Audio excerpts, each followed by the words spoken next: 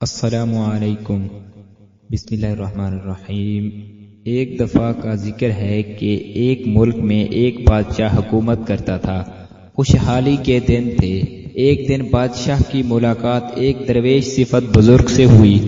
بزرگ بہت نیک اور پرہیزگار تھے۔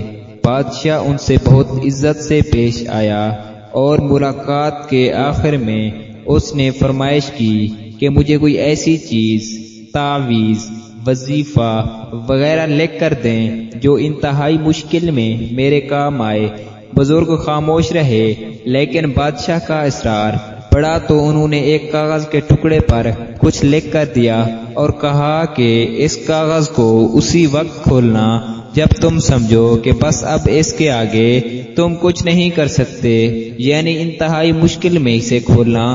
قدرت کا ایسا کرنا ہوا کہ اس ملک پر حملہ ہو گیا اور بادشاہ پر دشمن کی فوج نے حکومت کو الٹ پلٹ کر رکھ دیا۔ بادشاہ کو اپنی جان کے لالے پڑ گئے اور وہ بھاگ کر کسی جنگل میں ایک غار میں چھپ گیا۔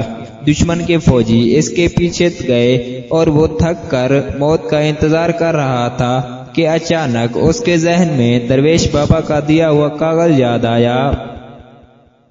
اس نے اپنی جیبیں ٹٹولیں۔ خوش قسمتی سے وہ اس کے پاس ہی تھا۔ سپاہیوں کے جوتوں کی آہٹ اسے قریب آتی سنائی دے رہی تھی۔ اب اس کے پاس کاغذ کھولنے کے سوا کوئی چارہ نہ تھا۔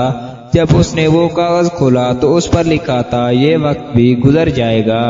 بادشاہ کو اس درویش پر بہت غصہ آیا کہ بزرگ نے یہ کیا کھیل کھیلا۔ کوئی اسم اعظم ہوتا یا کوئی سلیمانی ورد ہوتا، لیکن افسوس وہ کچھ نہیں کر سکتا تھا۔ اس نے تحریر کو دوبارہ پڑھا، 100 بار پڑھا۔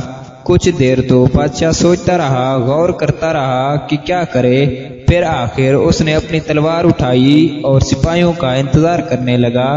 سپاہی آئے، اس نے مقابلہ کیا اور وہ بچ نکلا۔ اس کے بعد ایک لمبی داستان ہے کہ وہ کسی طرح کسی دوسرے ملک میں گیا۔ وہاں اس نے اپنی فوج کو اکٹھا کیا، اسے ہتھیاروں سے لیس کیا اور آخرکار ایک وقت آیا کہ اس نے اپنا ملک واپس لے لیا اور پھر سے اپنے تخت پہ جلوہ نشیں ہوا۔